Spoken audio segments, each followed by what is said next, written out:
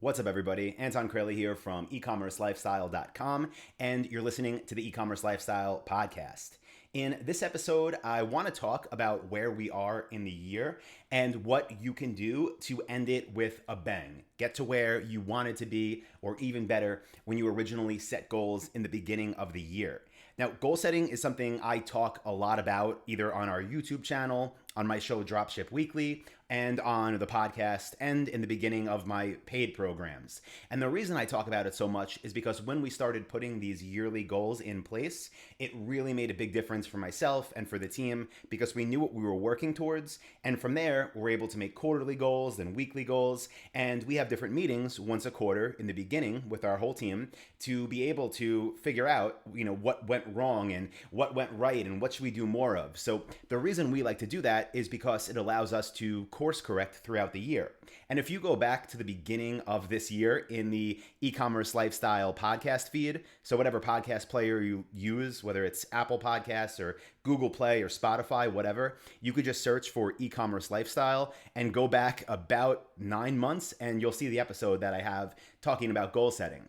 But what happens to a lot of companies is you'll get through the year, and that goal you had in the beginning, whether it be monetary or whether it be how many leads you want to bring in or how much traffic you want, whatever that goal is, as time goes on, you might start to slip further and further away from it. So what your goal setting looked like was a arrow going gradually up, and what might have happened is you started off a little bit less than what you expected, and while the planning arrow was still going up, you kind of lost motivation and kind of dipped off, and maybe you have a little increase from the previous year, but by the end, by Q4 starting, which again is where we are now, you're nowhere near that top point that you saw yourself going to. And again, this is, it happens. It's reality. It's business, right? So it happens with us all the time. But what I want to talk about is when that happens, you still have a chance to salvage the year, to get from that low graph you're kind of plateaued, that's the right word, plateaued at, to bump it up again, end the year strong, and have a lot of momentum going into the new year. So what I don't want you to do is give up. Okay, and that might sound like, oh yeah, that's obvious, right? But it's really not, because I've done this in different businesses and I've seen so many people do this where they're not towards where they thought they would be and they just don't do anything, right? They just say, well, okay, this year I guess is a wash. And then when the new year comes around, they make this big plan for how the next year is going to be great again. But that's the worst thing you can do if you're a business owner as we move into the end of the year, because the good news is the end of the year is the busiest sales time. So if you're not where you want to be, do not give up. Okay, it would be like an NFL game where one of the teams was down 15 points, and in the fourth quarter, the team that was down 15 points was just like, all right, let's just take a knee because this game's over. No, that's when the teams that win, that's when the best players push the hardest and they get that win, right? They get the points and they come out ahead. So you still can do it. It's still very possible. And again, the good news is this is the best time of the year if you want to have one of those come from behind wins. So why am I saying that? It's because we're about to have Black Friday, Cyber Monday, Christmas, New Year's. This is the busiest buying season. It doesn't matter what you sell. So with that being said, does it just mean you're magically going to triple your sales for the next 3 months and hit your target? Well, that's not what it means. But what it means is you can prepare yourself to get the best results from the busiest time of the year when it comes to retail, both online and offline. So a few things I want you to do, right, to give you some actionable tips here. The first is reach out to your top suppliers. I should also make a note, this episode is going to be most relevant to members of my coaching program at Dropship Lifestyle, because that's what we do. So that's what I teach. And if you're not part of that yet, just go to dropshipwebinar.com, DROPSHIP webinar.com.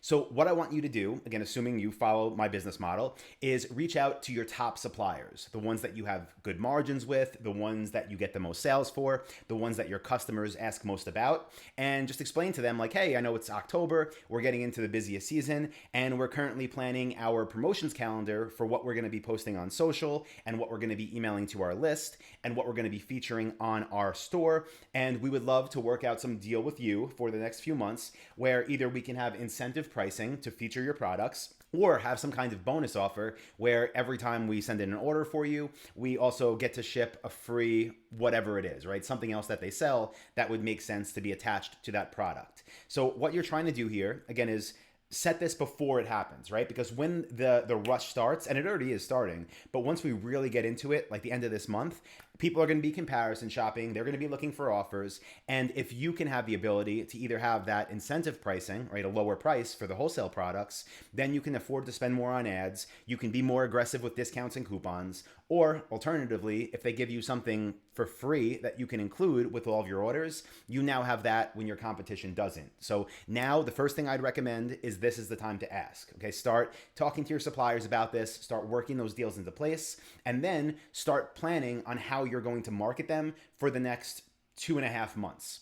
So the biggest thing that you should be doing, whether you have a small business with an email list of 500 people, call it, or a big business with an email list of 500,000 people, it doesn't matter. You should be sending promotional emails throughout all of the holidays. Now, this is something I obviously am not going to get into in a podcast because we have complete online courses and video trainings on it because it does get a little bit technical. But to put it in the simplest terms, what I want you to do is use Klaviyo, which is an email autoresponder that has a very deep integration with Shopify. And through there, you'll be sending promotional emails throughout the holiday season. The next thing I want you to do is start building custom audiences on Facebook and on Google.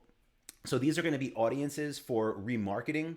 And what you're going to be doing is building an audience of people that have visited your website in the past 180 days. You probably have this already if you're part of Dropship Lifestyle, my online coaching program. But if you don't have that set up, get it set up. Same thing on Google. You're going to put Google's pixel on your website and you are going to have this remarketing list built. So what that means is now as people are visiting your website, if they're not buying, you still have the information so you can show ads targeting those specific people on Google and on Facebook as your holiday promotions roll out. Again, these are the things you should be doing, right? Because think of this by this point, if you're following what I'm saying here.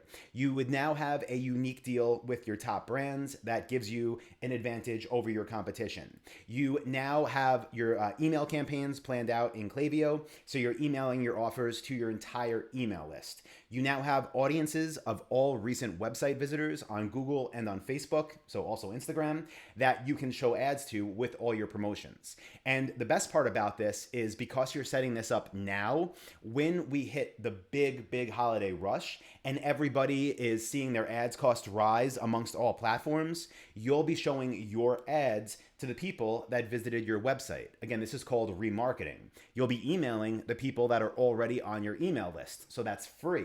And what's good about that is not only are people buying like crazy, but your ad costs are going to stay low when everybody else's goes up because again, Q4, that's what happens, but you're not going to be trying to market to everybody in the world. You're going to be marketing through the people that have already been to you, that have visited your website. So the costs are going to stay low. You can have a crazy high 3 months to end the year. And what's great about that is instead of doing what a lot of people do and getting to the beginning of next year and thinking like, okay, well, what should we try this year? Because last year things really didn't work out. You'll be moving into next year thinking, wow, we closed out strong. You'll feel super motivated and excited again. And you can carry that momentum to have an amazing year next year. So again, even if you're doing great now, even if you're crushing your goals this year, don't take your foot off the gas. Still do everything I just talked about and even stronger. And again, if you feel you've been slacking and maybe things just didn't work out, maybe something outside of your control, whatever,